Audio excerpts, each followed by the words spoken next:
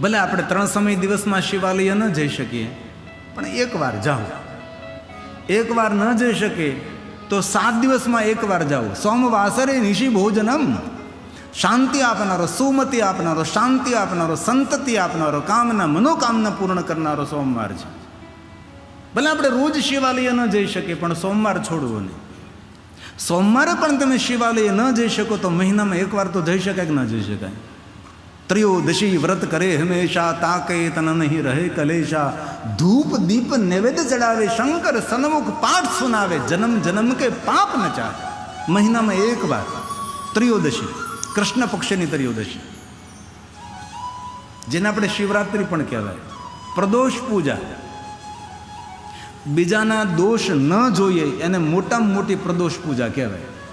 કોઈને દોષિત ન ઠહેરાવીએ એને પ્રદોષ પૂજા કહેવાય. જરૂર પ્રદોષ પૂજાનું વિધાન છે. ત્રયોદશી પૂર્ણ થતી હોય, ચતુર્દશીનો પ્રારંભ થતો હોય, બંને તિથિનું મિલન હોય, આને પ્રદોષનો સમય કહેવાય.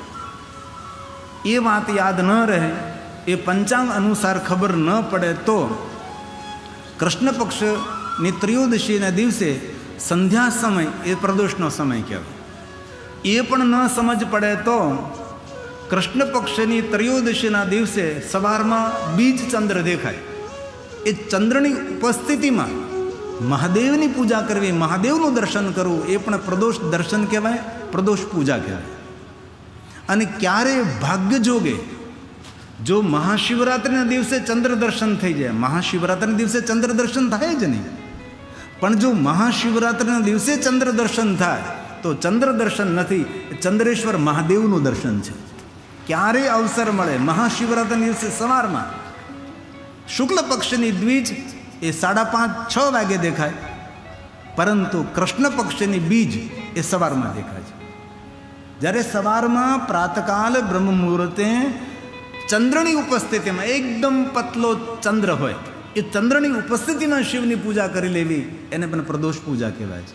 અને મોટામાં મોટી પ્રદોષ પૂજા એક જ સમજવી કે કોઈના દોષ ન જોવા, કોઈને દોષિત ન સમજવો, આ મોટામાં મોટી પ્રદોષ પૂજા છે. આપણી જાતના દોષને જોવાનો પ્રયાસ કરીએ, બીજાના દોષ જોવાની કોઈ જરૂર નથી.